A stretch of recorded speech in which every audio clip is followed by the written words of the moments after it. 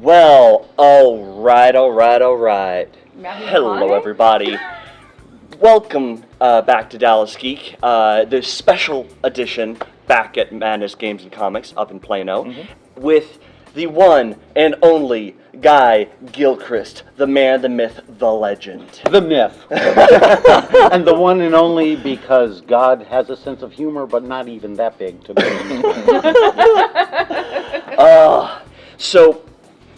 For those of you who do not know who Guy is, shame on you. But if you are a millennial, I can guarantee he probably shaped most of your childhoods. Sorry. From the 80s, 90s, early 2000s. This man is responsible for a lot of it. Guaranteed. I don't even think it's a probably. No.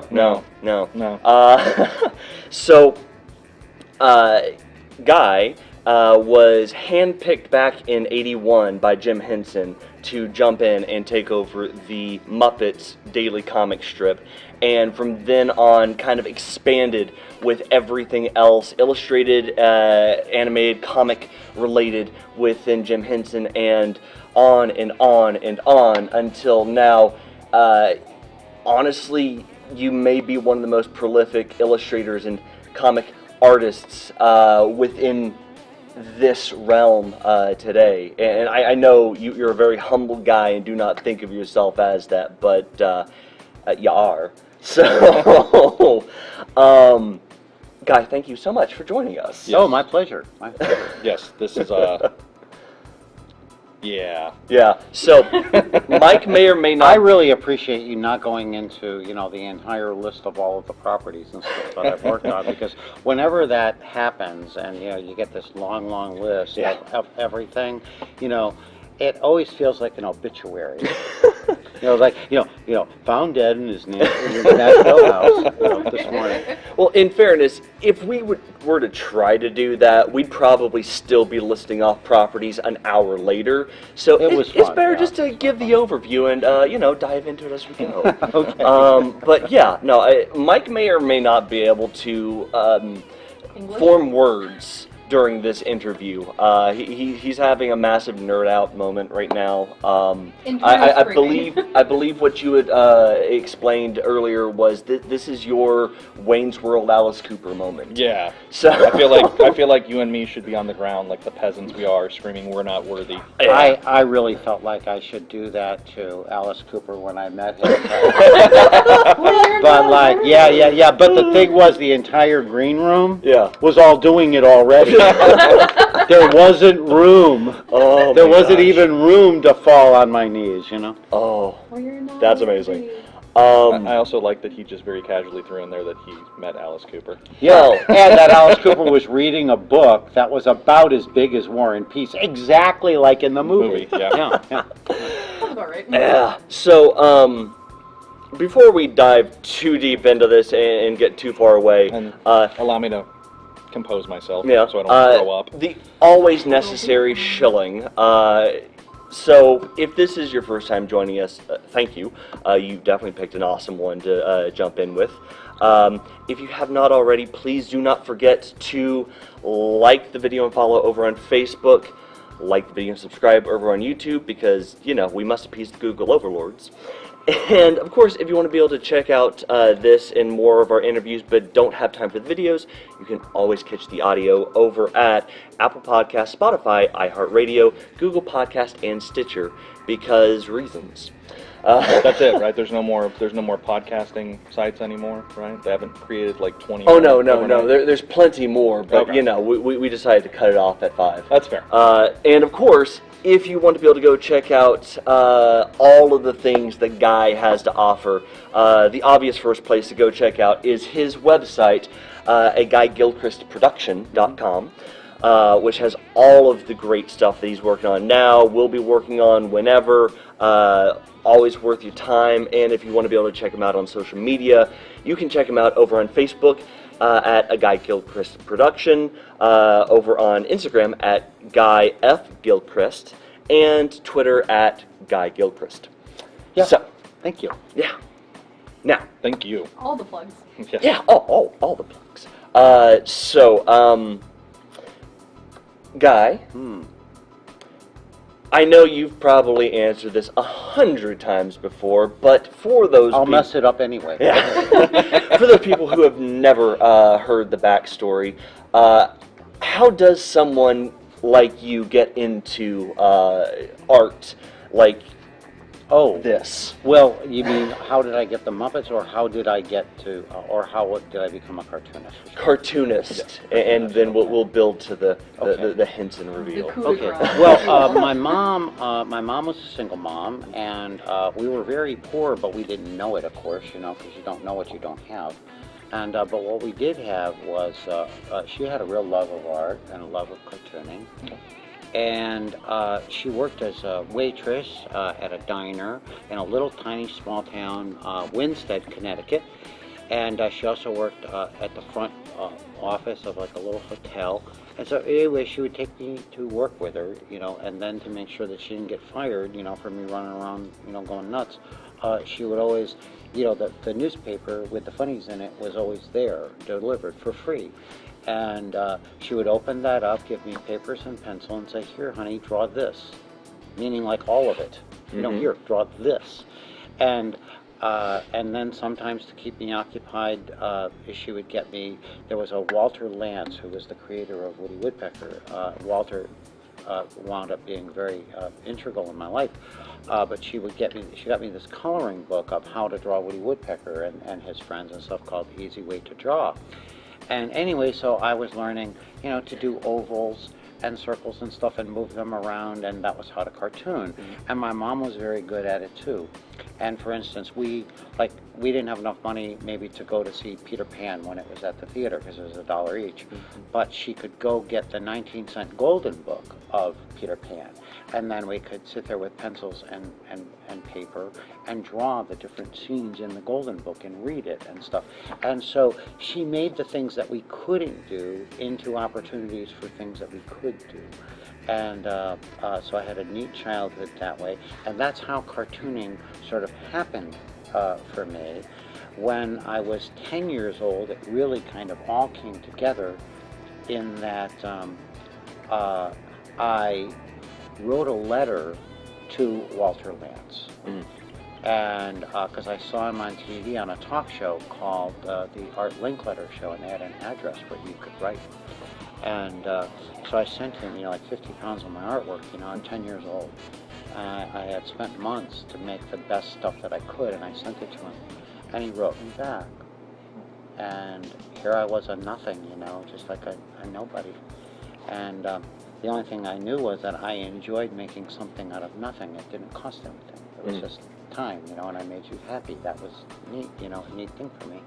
And he wrote me back, and he said, "You have a lot of talent for a 10-year-old boy, and you tried very hard, and if you never quit, someday you're going to be a successful cartoonist. Sincerely, Walter Lantz." And I darn near died. I mean, or I came alive. Yeah. And that was really it. That the most famous animator in the world thought that I was something. Wow. And that meant the world to me, and that was the genesis of all of it. So, I remember hearing a story about you submitting for Mad Magazine and getting a bit of a interesting rejection. Yeah, a nasty letter from Jerry DeFuscio. Yeah. And another really seminal moment, something that really in retro, it was perfect. It was the perfect thing. Yeah, I thought it was a big deal. I had a big head, and because I was in high school and I was drawing for the yearbook and the newspaper and all of that, and I had already gotten a lot of jobs around town, so I thought I was hot stuff. And but here I was just sort of doing really lame copies of trying to copy Jack Davis's style or Mort Drucker's style, Sure. Will Eisner and stuff like that. And I sent my artwork to MAD, and they sent me a letter telling me that I stunk. And I'm reading this, and tears are flowing. I cannot John Wayne my way through this. It's just it's tearing me up. Yeah. And but toward the bottom it said, "But we really like your life drawing." And I had to be talked into sending life drawings and things that I had drawn, of real people. But my friend said, no, these are pretty good, and they've been printed. They were printed in our little youth magazine in high school. So send it because it's printed. And anyway, they said, but you have a lot of talent over there. Do more of that. Cartooning is one step away from reality, and right now you're too many steps away. You need to work on this. Got it. And it was incredible, like their love, tough love, but their love to say, do this and we will hire you. Yeah. They said, do this and then come back and see us. And I was able years and years later to take Nick Miglin, who was working there at the time, and the rest of the guys that had something to do with that letter out to dinner and thank them years later. Wow, that is awesome. Because I know that a lot of people, when they're first getting into art, they always have the things that inspired them to get into it in the first place, that they try to copy and they imitate it, and it's your vocabulary. Yeah, it's easy to kind of lose yourself in that. Well, but your style, any time in your life, is a combination of two things. It's what you know and what you don't know. Yeah. And so your artwork and style will continually evolve, we hope, and not plateau. As you learn more and more, there'll be less things you don't know and more things you do. We are all a product of the artwork that we love, that we grow up on. For me, it's Disney, it's Dr. Seuss, it was Walt Kelly, Will Eisner, all the guys from Mad. I mean, forget about it. And then as I got older, Michael K. Frith, who was Jim's head guy and my day-to-day boss. Yeah. That was who I am. So when people bring me their art at events like this and at cons and that sort of thing, I'm used to seeing, knockoffs of all kinds of different things, anime and whatever, and my own stuff and all of that. Yeah. Kirby and things. And I'll always ask, can I see your sketchbook? Yeah. Let me see your sketchbook. I'll want to see how they think, and I'll try to explain the same thing that Mad Magazine told me. Got it. That cartooning is one step away from reality. You're too many steps away now. We need you to come into the real world and draw your brother, draw your sister, draw this, draw that, and then bring that to what you're doing, in the medium. Yeah. So, I mean, obviously, your introduction to art and cartooning was a very informal education. Very. As you went on, was there ever a moment where you thought about trying to get a formal education in any aspect of art, or did you just find yourself learning so much the way you were that that's the only way you could ever see yourself doing it? No, actually, when I started doing a lot of licensing art and painting, I had no painting background at all. Nothing. And I was already painting. But I was like, I'm going to be arrested by the art police for not knowing what I'm doing. And so I signed up for, I wanted to get some sort of a painting class, like a second or third year painting class, because I kind of already had something going.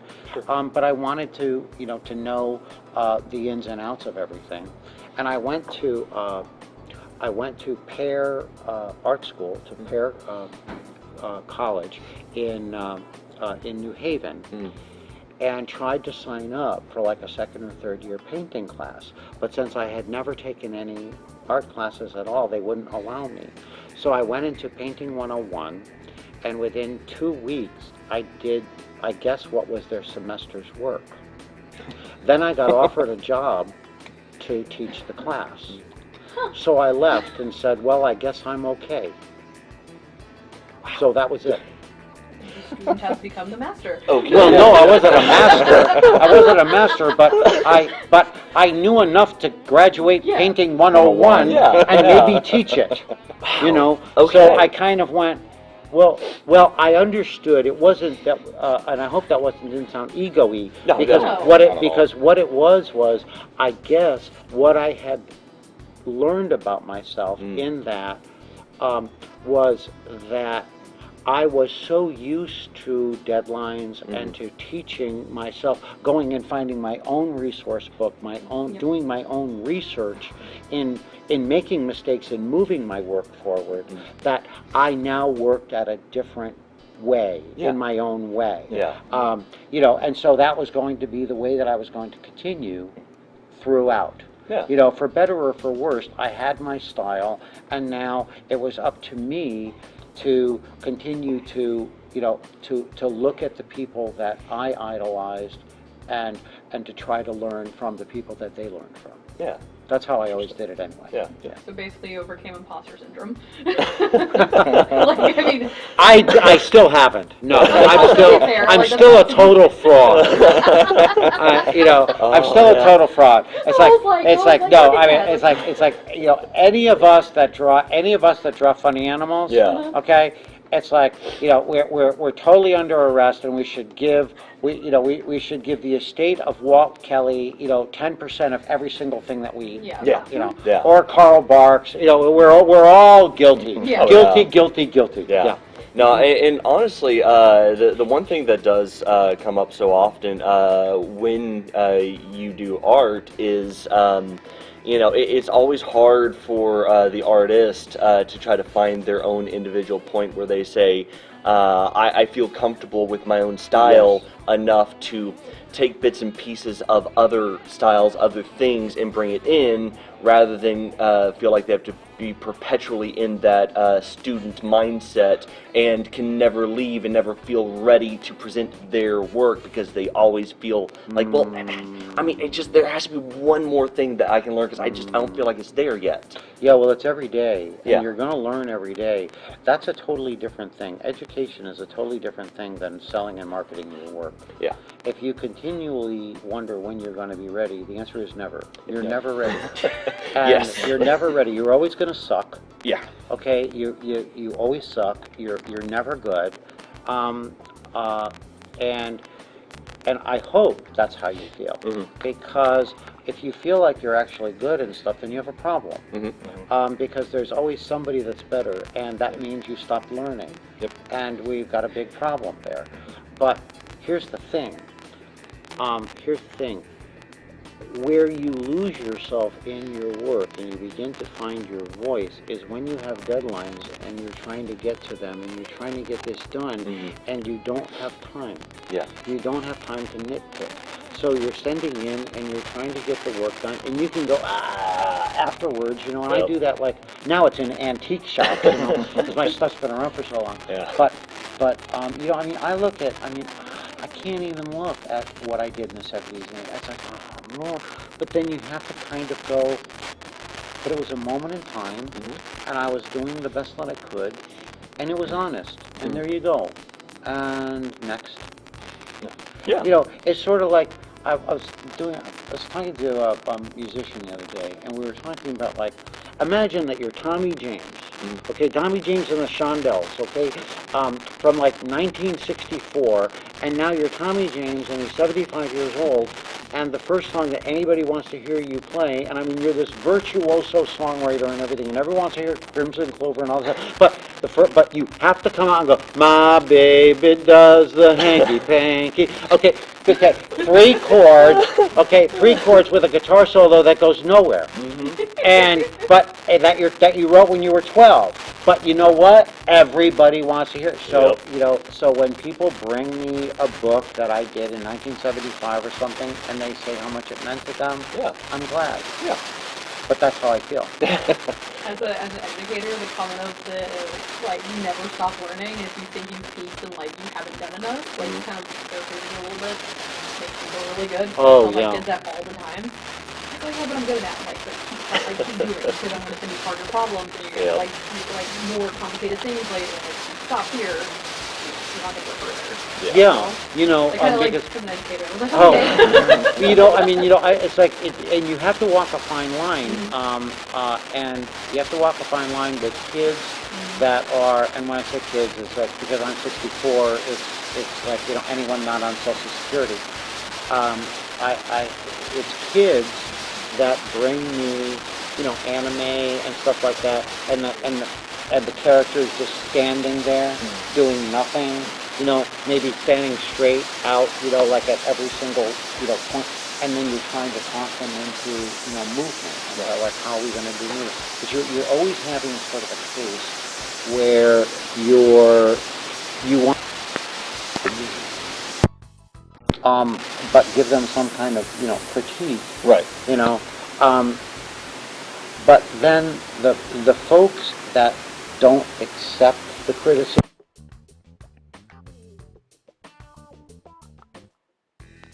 have had what you need to be a pro, because you're going to get ripped all the time. Yeah, there's always critics. There's always people that are gonna.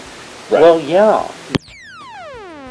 Well, as a person that sees a bunch of work and tries to be as inspiring as I can, I also try to walk that fine line between the hobbyist that is getting their emotions and getting their voice out, you know, and that's where they want to be, or versus the person that is seeing this as their art form and their voice and their living for their life. Huge differences. Right.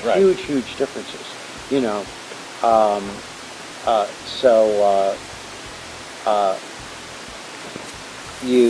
you know,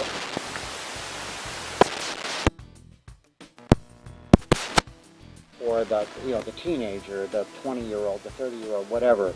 What is your end game here? Do you want? Are you trying to be a pro and do a comic? Are you trying to be a comic or a graphic novel person, or is this a way for you to lift your voice out there and for you to do things for your friends? Okay. You know, that kind of thing. So one of the things that you brought up was, you know, it's very much being self-taught, right? It's well, seeing no and one's doing self-taught. No one's self-taught. I just didn't go to school, but I went. Well, so that's I went yeah, to work. Help. Right. My supervisors and the people that I worked with taught me. But so in terms of like a formal like art education, nothing. No. So I guess my question would be is, do you think that you would have gotten to where you are now, I mean looking back, if you had gone a more traditional route of taking the art classes, of you know, going to art school, doing all of that, or do you think the real world experience and, like you said, having to meet a deadline really makes you turn off that self-critique switch and just, there it is, boom, you're done, go? Like, what do you think influenced you, or what do you think that growing in that environment was better just for you personally, or do you think maybe it's more... not? I didn't have any choice. Okay. You know, I didn't have any choice. It's like, you know, getting put in the army. You know, back in the day, you didn't have a choice. You were in the army. You know, there were no options for me. So I made the best of what I could, and I got my education as I could. Right. Had I gone to art school, I don't know what it would have been like. Right. You know, but you know that every single thing that happens in your life, including, you know, going to work for Jim and all of that, happens because you're where you are at that time, doing whatever it is that you're doing. I mean, I have no idea. I would have loved to have been able to have the opportunity to have, you know, a traditional, you know, study. Right. Because in my mind, I mean, I kind of wanted to know how to paint like Norman Rockwell. You know, but I wasn't going to be able to do that on my own. I needed to, you know, but it did teach me, because I knew I wasn't going to college, didn't have the money. It did teach me to find opportunities wherever I could, and to, you know, become a student. But I don't think I would have been, you know, laissez-faire or something over it. Had I gotten it. Yeah, gotcha. So instead of the phrase self-taught, maybe self-reliant? Yeah. Like trying to push yourself forward and self-driven. Oh, without a doubt. Okay. Yeah. But I had plenty of teachers. Yeah, of Yeah. course. Yeah. The other thing is that you never say no. Like that when when the opportunity would come up, like, can you do this at a freelance job? Yeah. You'd say yes. And then sort of apologize to God. And then say, but I promise it won't be a lie really quick. And then go figure out how to do it, because you want the job. Right. You want the job, and can you get it done by whatever? Yeah. Yes.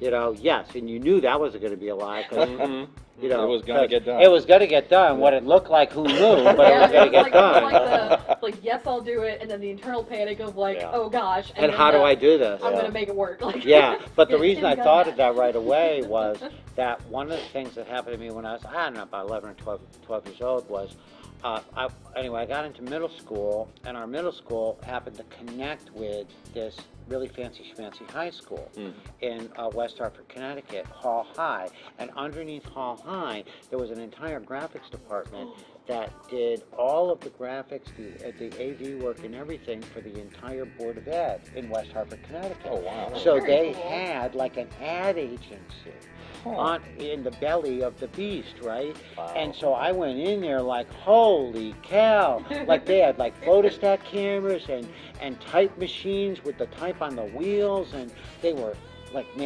they were photographers, and they had cameras and all kinds of cool stuff at every art supply in the world. And I'm like, I need to be in here. I need to be in here. And so I asked if I could work there for free.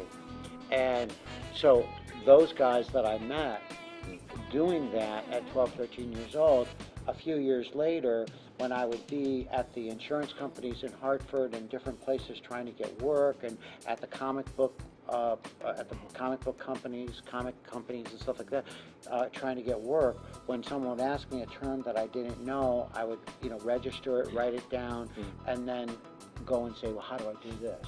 Yeah. Because I knew they were looking at the art, so I knew I could do the art, but what was the process? I needed the process. Yeah. And so having people like that, was really big, because of course this was back in the day. Now you can go on YouTube and look, Right. and there's all these tutorials. It's awesome. Yeah. But back in the day, you couldn't. You mean Google hasn't always been around? No.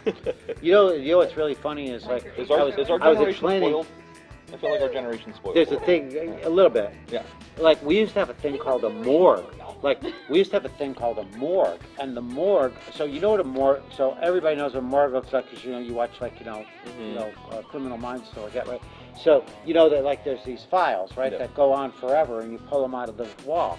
Well, when you were a cartoonist and illustrator back in the day, Yeah. you had what's called a morgue. And the morgue was, like, you never wanted, like, to read a newspaper or a magazine after an illustrator or a cartoonist looked at it, because they would tear out every picture of a car, a building, a pretty girl, anything, and they'd, like, have resource material, and you would call it a morgue. When somebody famous, like a famous illustrator or cartoonist, would die, their morgue would go up for auction. Oh. Like, I mean, and like, I used to have a morgue that probably, I had to always be, my studio had to be on the ground floor, because it would collapse the floor if I was on the second floor. I mean, that's how much stuff I would have. So yeah, and now you have, Google Images. Google Drive, you can just like. save Yeah, it. it's like insane. I'm like, okay, I'd like to see the Flatiron Building at 5:05 p.m. From the northwest corner. Yep. Here you go. Yep. Neato. Now all I got to do is draw Batman. Solid. So speaking of opportunities, to be able to get introduced to different things, people, properties, let's talk Jim Henson. Yeah. So, how exactly did that one happen? Because I'm guessing you didn't just happen upon Jim Henson on the street and walk up to him and say, hey, you're Jim Henson. I do art. Let's do something. So... Yes, Unless that's exactly how it Yeah, happened. that's exactly how it happened. Is In the anyone little not going? children's book, in the little peekaboo children's book of Guy's life. I read a book called Backstage at the Comics. Mhm. I was trying to, I saw this book and I was absolutely blown. There was a book that Mort Walker, the creator of Beetle Bailey, High and Lois, Boner's Ark, and many, many other things, Mort Walker had written about what it was like to be a cartoonist and stories about that. And I bought the book at the bookstore, which no longer exists, but so I bought it at a bookstore. And I read the thing in one day. It was like, this was oxygen. Well, I learned a lot of things. I learned that Mort Walker lived in Connecticut, on the rich side of Connecticut, and that he had begun a museum of cartoon art, that he had taken a whole bunch of money, bought a building, and first one in the United States, because he was disappointed that around the world, comics, an American art form, were celebrated as art, but here in the United States they were not. Right. You know, and plus you had, you had all these pop artists and stuff that were ripping off the, you know, and they were, you know, selling for, you know, for thousands of dollars in Soho and whatnot, but still, you know, you're wrapping your fish in the newspaper. So Mort said that's wrong, and he started. So when I found out that existed, I drove the 2 hours from my side of Connecticut, which is a really small state, over to the New York line, and I started going to the museum, and I found out that they had speakers that would come in once a month and speak. So I would go to hear the speaker. You know, I wanted in to this world. When I found out this was my in, I wanted in. And I found out about the National Cartoonist Society and all of that. So sometimes the famous cartoonist wasn't there because, you know, for travel reasons, or they were sick or something. Sure. And so there were a lot of cartoonists that lived in the area, and most of the time someone would come in and pinch hit and do the little talk. Sometimes they did it. Well, I was there so much that I wound up doing the talk quite a few times, even though no one knew me, and I was just doing a funny animal comic for Weekly Reader at the time. But I like to blab, as you know, from and, you know, and I drew fast. So I would get up and teach drawing and stuff like I'm going to do here later. So anyway, we do like a little bit. And Mort saw it one day. And I was so thrilled to meet Mort. And he said, you're pretty good. He said, there's only one thing. No one knows what the heck you do and who the hell you are. So who are you? Wanted the Muppet Show to be in front of people every day, and he was going to retire the daily show and concentrate on movies and other television shows. But it had been 2 years. They had tried out like 200 different people. Jim didn't like anybody, and they were about to lose the development deal. And Mort said, that's a pig and a frog, right? Well, there's this hippie kid. He remembered you. Yeah. Obviously memorable. Yeah. And so Bill Yates called me, and I tried out, and I didn't know what I was doing, and I'm sure he knew that, but he thought it was pretty good, and I got it done real fast, and I was a huge fan of Jim's, and so he asked for more. I went home, I didn't sleep. I drew up a whole bunch just on typing paper. And the thing was, it was hard finding reference for the Muppets. There was only one Muppet book that had these watercolor paintings in it. That was the only thing that there was. There was no cartoons of the Muppets, period, nothing. And there were no photographs. And there wasn't tape. There was none of that. But so it was all like out of my head. But I was doing the best I could, and I did whatever I could, and I knew the characters, sort of, their personalities and stuff. Sure. And I was writing what I thought was going to be it. Well, he kept asking for more, and anyway, then I eventually met Michael Frith and the other people over at Henson. They were in New York at 117 East 69th Street, and I was blown away. But they were very non-committal, but they liked what they saw, but non-committal. Anyway, I just kept on sending stuff. And I never stopped because I figured, okay, well, until they say they found somebody, I still have a shot. Right. Or until they tell you, no, thank you. Yeah, well, that's what I mean. Yeah. Like, until they say, enough is enough, you suck. You know, well, none of that ever happened, and I just kind of kept sending it in to a vacuum, but every once in a while, Bill was so sweet, and he would call and say, you know, Guy, I don't know what to tell you, but I keep sending it over. And then out of the blue one day, Jerry Jewell, the head writer of the Muppets, called me in my garage studio in Unionville, Connecticut, and just started talking about story ideas. And I went, excuse me, Mr. Jewell, why are you calling?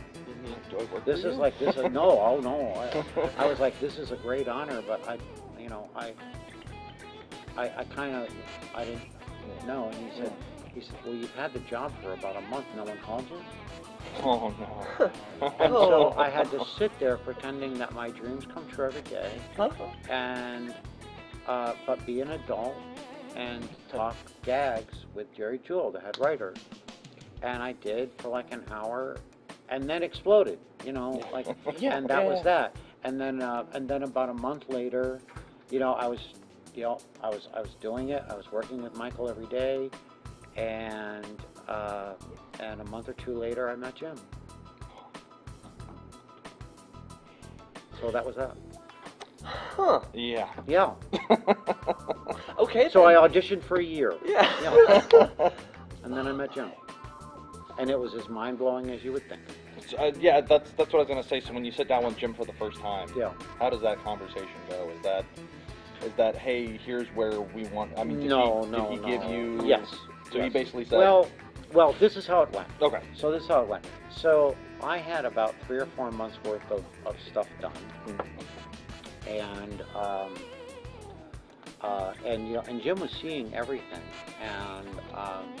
and Jerry was seeing everything, Frank was seeing everything, but Jim was busy with Muppet Caper, and also Crystal over in London, and but they were seeing stuff, but Michael was making most of the changes and stuff like that, and but anyway, because we had a deadline and we were coming out in September, and so I think it was like May that Jim came over on the Concorde, and I went in from Connecticut, and I stayed for like a week in the Waldorf with, and I was seeing Michael and stuff, and staying in the Waldorf was like, holy cow, I felt like I should be arrested at any moment for not being supposed to be there. Right. Oh yeah. But anyway, that morning, Saturday, I couldn't sleep, and so I just went over to the office at 117 and sat in the conference room on the second floor, across from Michael's office, and just sat there and drawing, because I mean, what else was I going to do? And my brother Brad was with me, and anyway, about 9 o'clock or something, 9:30, because I got there at like 7 o'clock in the morning, and just the guy that watched the place was there. And anyway, Jim just poked his head in. You kind of heard a little noise, and the little door opened up, and there was Jim. Yep. We used to call it, before they were called backpacks, they were called knapsacks. Yeah. Mhm. Yeah. Okay. And so he had a knapsack on his back. I was like, oh, you must be Guy. You're early. We're gonna see each other later, right? Oh, good. And off he bopped up the stairs. And I looked at Fran and I'm going, there's nothing to say. And so then later on, went up, and first Brad and I went up, and he talked a little bit about stories and stuff like that, and told us the stories were good, and that the gags were good, and he was happy with the way it was. And then Brad left, and it was me and Jim sitting there, and he said,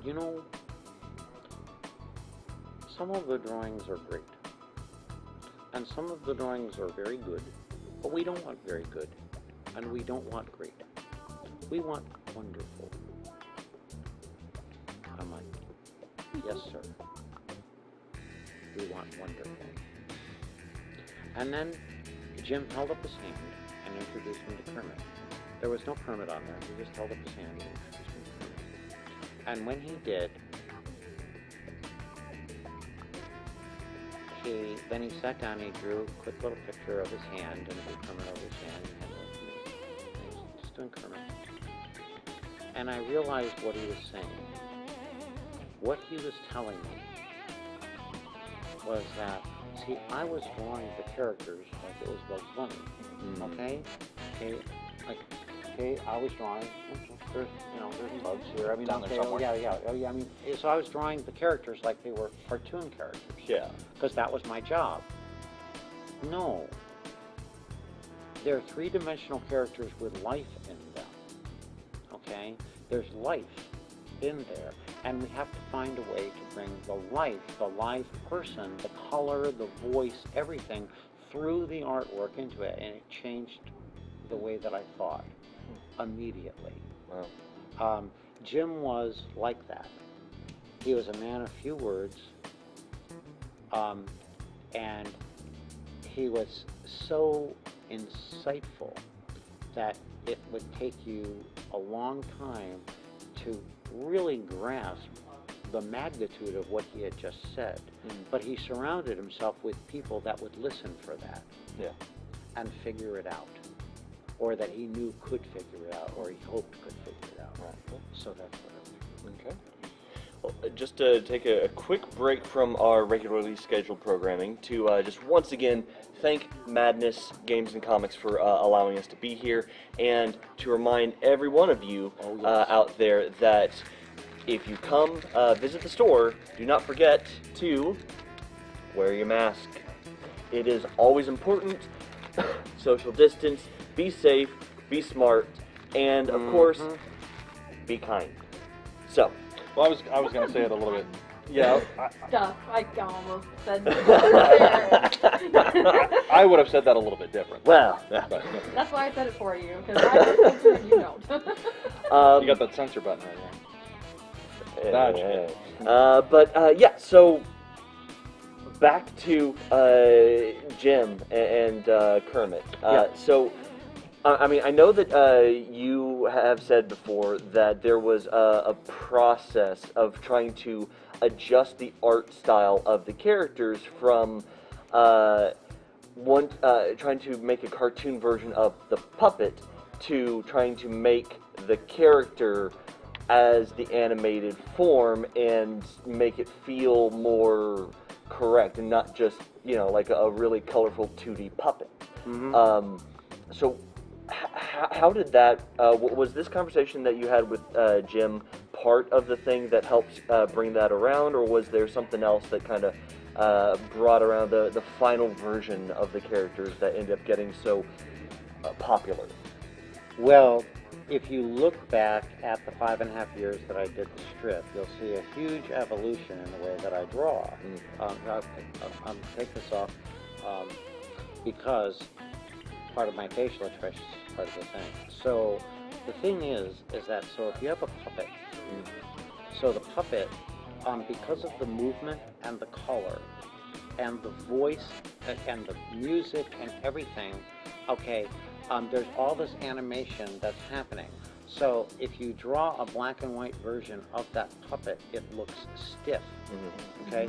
Also, if you draw a Fozzie Bear, for instance, okay, with his eyes really the size that his eyes are, which is about half this size, okay, they'll look like tiny little pins in the newspaper because the newspaper comic strip is this big. So everything had to be exaggerated facially. Like, okay, like Fozzie's mouth only really opens like this, right? But I'd have to go like that, you know, and Miss Piggy, again, you know, her mouth would only be able to open, but I'd have to do, you know, all kinds of things like that.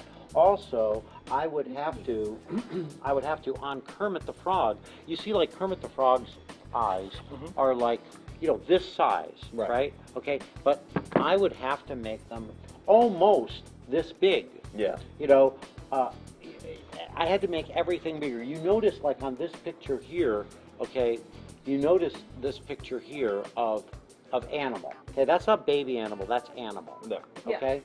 That's animal, but it kind of looks like baby animal, right? Yeah, I had to get into animating them, and sort of, I called it Chuck Jonesing it. And and then I'd have Michael sort of pulling me back, saying, "Guy, you've Chuck Jonesed it a little too much." And so, and there was this give and take. There was this give and take. Thankfully, Michael was such a brilliant illustrator. He knew the limitations that I was dealing with, and as we started to watch the proof sheets coming in, even before press happened, we were seeing what we needed to start to change. Okay. So there was quite the evolution in the very first 6 to 8 months of the strip being out there for the public. Got it. So the scale of the final print ended up dictating what became the quintessential version of the characters for the illustrated. Yes. Okay. Yeah. Also, the fact that we didn't have color except on Sundays. Yeah. Yeah. Nice. And of course, speaking of comic strips, one of your longest running comic efforts was Nancy, of course.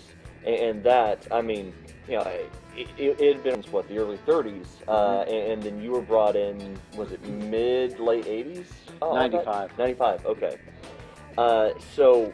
I was a thought. How did something like that compare to the Henson specific animations and illustrations? Was that a whole different thing? Did it kind of feel the same, just different characters you got to play with? Different. Okay. The only thing that was the same was that we had the same relentless deadline. Okay. You have 365 finished drawings that you need to do per year. It was way different in every way in that, I was older and I had had a lot more experience with a lot more icons, and, doing a lot of other different characters. The art style was completely different in that, I was looking at Ernie Bushmiller's work as being the jumping off point for what I was going to be doing. But the other thing, the major thing, was that when I was doing the Muppets, Jim was looking at it, Frank Oz was looking at it, Michael Frith was looking at it, Jerry Jewell, of course. So many hands were looking at things before anybody ever actually saw it. Yeah. With Nancy, even though I did have editors, it was basically, Guy, you're your own deal. Okay. And they, I was in a different place in my life. It was 20 years later, and they said, we want you to do whatever your version is of this. We would just like you to take it to sort of an Ernie Bushmiller place, Okay. Art-wise, and then off I went. Yeah. So it was a little bit different. And that is kind of, that feels like it's kind of the balancing act that has to be done whenever you're dealing with somebody else's IP, is trying to figure out how much of yourself you can put into it versus how much of the original needs to remain untouched, and you're just recreating with whatever flair you want to add. So, I mean, obviously... My feeling is always, what I'm trying to do is, I try to take myself out of the equation. Yeah. I'm very old school in that I think of, okay, like with Jim, I was always trying to please Jim.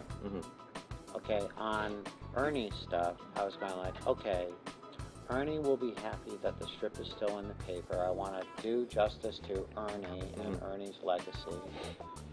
And I want to do honor to the public. Yeah. Who are my audience, okay? What does my audience want? And then I'll find my happiness in the middle there someplace. I don't think, what am I as me going to put into it? Because that's going to happen, whatever that happens to be. But I'm always thinking when it's somebody else's character, I'm trying to do justice to that, and to not let them down. and also not to let the audience down. And so my involvement and the property may evolve over time as I see what the audience is wanting. So, when you are dealing with something like a existing IP, do you find it easier to work with ones that are relatively new and don't have an established personality for the public, or the ones that already have that built-in fan base, that already have their expectations? Is that easier for you because you already know what they're expecting, so you know the direction you are going to be heading in as you hit it? Like Muppets versus Teenage Mutant Ninja Turtles, let's say. Yeah, because the Turtles hadn't been out in the public yet. Well, I was sort of in on the development of that because there wasn't a footprint yet, you know, and so that's always a totally different vibe, you know, because you become sort of part of the footprint. It was the same thing with the babies, you know, with Muppet Babies. But when you have something like Bugs Bunny that had already been around for 40 years, and then I'm involved in it, then you're really going like, gee, you know, I have to look at what Robert McKimson did, I have to look at what Chuck Jones did, and I have to find a place. Yeah. No, I'm spacing out on what those are, but I know that they exist. Well, yeah, and that's, I mean, considering the number of different properties you've worked on, I can only imagine, you know, how many different times you've had to sit down and figure out a new approach to this versus this, because, you know, this is, you know, the 100th different IP that you've worked on, so now you got to find the new fresh take to, you know, to give it life or whatever. I mean, the fact that you can, somebody like us can look back at your work and see a very specific voice in each and every one of those characters and not feel a sense of repetition between, you know, Tom and Jerry and the stuff you did with them versus stuff you did with Pink Panther versus Muppets, you know, that takes a certain level of care and understanding of the characters that just is really cool. Yeah, you know, well, it's a big deal for me when somebody says, will you work on the Panther? I mean, that's a big deal, you know, and it has nothing to do with the other characters that you're working on, and you have to find, you know, I mean, first of all, it's like, it's a great honor that they're asking you, and then you're trying to figure out what it is that you can bring to the table, and also when I'm taking on these properties, I'm taking them on for a specific reason, for a specific, you know, now it may expand later on, but there's a particular project that's in the hopper right then that they want me for. So that's what I'm trying to figure out, you know? Yeah. Very nice. Sorry, I'm gonna cut you off because you're talking too much. I was about to cut both of you off and say this is the longest that Mike has not spoken about something. I'm just kind of in awe right now. I know. I'm just soaking it all up.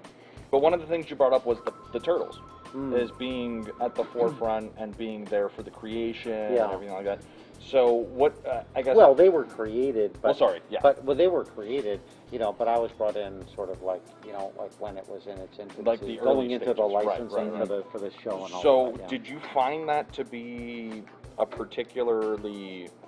I mean, because obviously it's a different... You know, it's a different process starting from the very beginning. Before. So I guess what did you... I mean, did you find any... I'm trying to think how to word this, sorry. I guess, did you find any difficulties coming in that early in the process from what you had been doing before? Like, well, the difficulty was that we had to have everything done in like 5 minutes. That was a huge difficulty. Okay, that would be difficult. And we had a lot going on at the same time already. Yeah. But I had a great team around me. You know, I always feel a little weird, you know, saying I did this and I did that, because it's always we. Yeah. Yes, it's me with the brush on the paper at that time, but there's people that are helping. Yeah. And with the Turtles, we had a great team. I had 2 wonderful cartoonists, Frank McLaughlin, who had been Dick Giordano's assistant on Batman and Detective and stuff forever. And he also had a run on Captain America and Falcon, and he created Judo Master, and Frank was a great guy. Yeah. And also Gil Fox, who had started all the way back, he was one of Will Eisner's assistants, had worked on the Spirit Dailies, and also worked for like Fawcett Comics, and all the way back in the 40s and stuff like that. And anyways, those two guys came on board with the Turtles, and and really assisted a great deal. To have guys that were used to production layouts and stuff. So once I sat down and said, okay, we're blocking the book out this way, I could hand it off to them, and they would start messing around with it. My basic job was, oh, people don't even know. Okay, all right, so you don't even know what I did. All right. No. Okay. Rewinding. Be kind and rewind. Okay. So, Random House. So Random House had given me some scripts that they had summaries of, and these were going to be like the first 6 to 8 stories that when the TV show eventually came out a year later. So I had to take them and sort of turn them into children's books, say, okay, hack this out, find the guts of it, say, okay, this is how much we can do in 32 pages, and then we would put the 32 pages together, and then say, what do these characters look like? Okay, what's this Baxter guy? What's this? Can you send me some scrap, FedEx or something on these guys? I didn't even know what color the Turtles were. There was no color, anything. I remember painting the Donatello. We painted the Donatello cover. I forget what the name of that's called. And Would you be talking about this one? that's it. Did you pull that from your own? Yes. I grew up on this, man. I grew up on this, and I lost track. So of yeah, how so many times I've gone through we're this one. so we were penciling it. So we're penciling and inking. So we're penciling and inking and stuff. And we're trying to get these stuff. By the time I got this job, we only had like 2 to 3 weeks to do each of these books. Oh wow! And they're all full color inside. And so we're doing the black and whites while we're waiting for color reference. But they need the covers for the catalog to sell the book, right? Like the book needed any selling. We're selling like 1 million copies of every minute. But they're hoping. But the TV show wasn't out yet. But the TV show was about to be a big hit. There was a lot of money behind the toys and all that. So So I'm drawing this stuff out, and anyway, so they're saying spray the covers, get the covers done. So we airbrush all the covers, and I'm saying, so, okay. So the one that's got the short sword, what color is he? Okay, So I'm getting, okay, this one is blue, this one is orange, So, okay. So I get them all done, so we mail them in. And I got a phone call going, oh wait, he's a different color green. He's sort of like more of an avocado green, so can you fix that? And I'm going, well, you see, there's like 20 coats of acrylic paint on this. No, I can't. It won't even take. There's no paper left. I can't do anything. And they're going, oh, that's a problem. And I'm going like, okay, so me and Tom stay up all night. Oh no. We spray the cover, which is that cover, because the other one was just like the regular green that the other characters were. And anyway, we did it. Had to get on a train, take it into New York for them to scan it and do it. We did it overnight and made it look exactly like the other ones, and got no sleep. Anyway, I did find out though, Heritage Auctions, a few years ago, Kevin Eastman was the one that told me this. Yeah. He said, hey, so you remember when you did Donnie the wrong color? I'm like, yeah, of course I did. He said, yeah, that just sold for 35 G's. I'm like, oh, Wow. did they give you a cut? Did they give me a cut? I ain't got a cut. Somebody found that, like it's sold on Heritage. It's so funny. Golly. Yeah. Yeah. Oh, well. Well, yeah, because I know. We had no clue. Yeah. And we had honestly, we had 4 or 5 or 6, I forget how many it is, books to do, and we literally had 2 months to do them. Oh yeah. Oh gosh. Well, It's the first thing when I see these things, I'll say it to you right now. Sorry, but the cover, the cover looked nice, right? Yeah, Okay, yeah. good. See, I tried real hard. So yeah, and that's the thing, because the original comic run for Turtles was all black and white with a little Right. bit of red thrown in, Right. and that was it. And Yeah. I remember hearing the full tale of how much effort went into trying to get them cartoon appropriate, since the original comic was very I much was in not it. cartoon Yeah, appropriate. we were in it, and we were literally, we kept we would draw the whole scene, Yeah.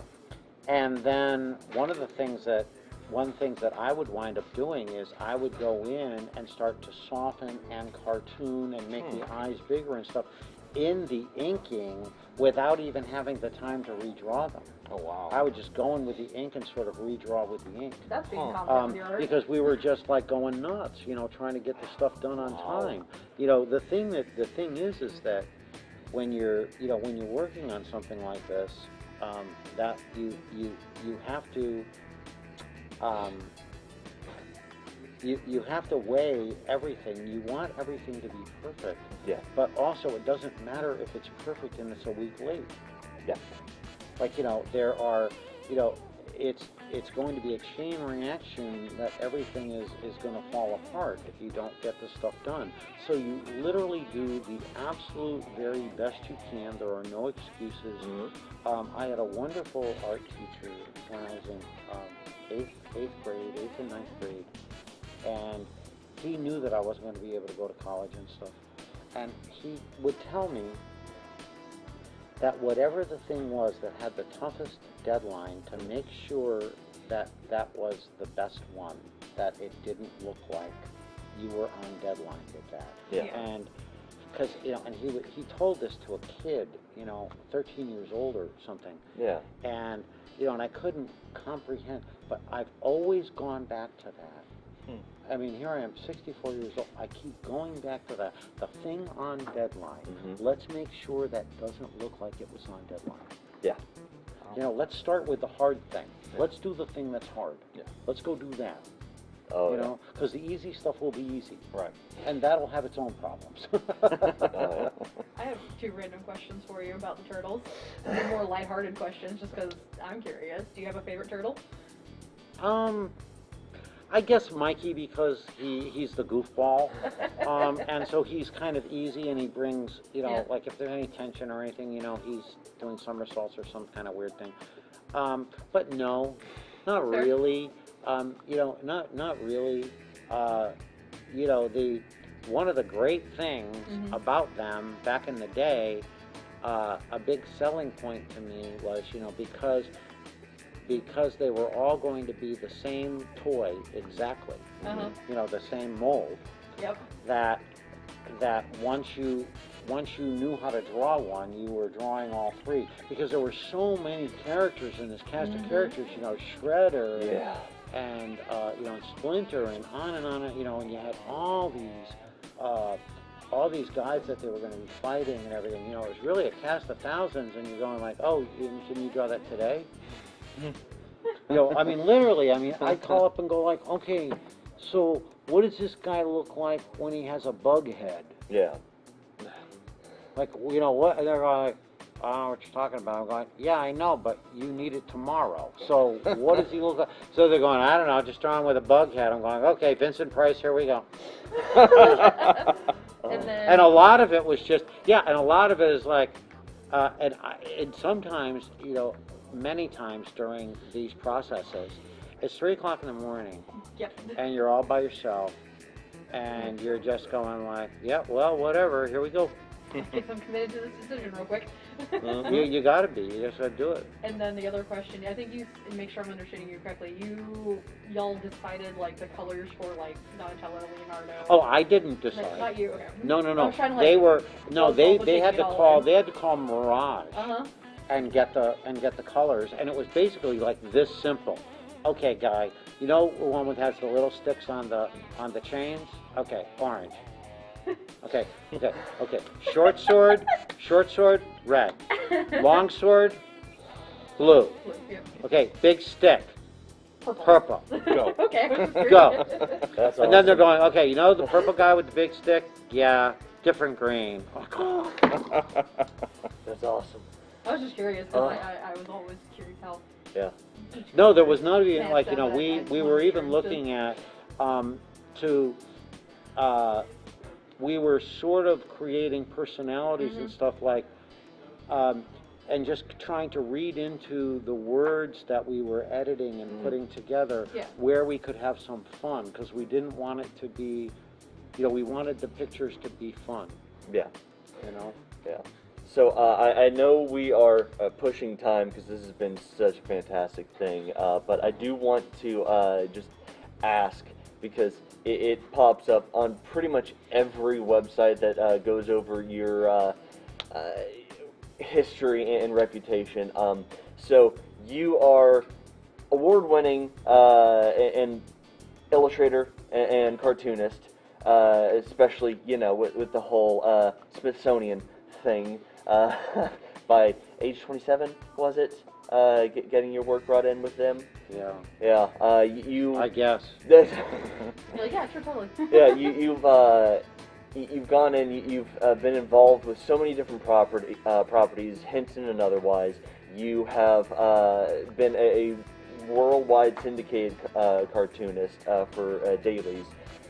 You're a country music artist, and apparently, according to your Wikipedia,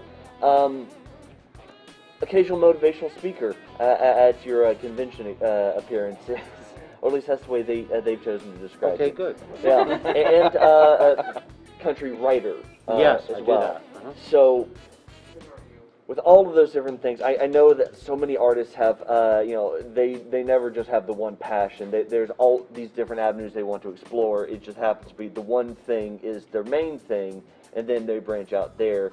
When it comes to your music, how did that happen when, this was what you've been doing up until that point?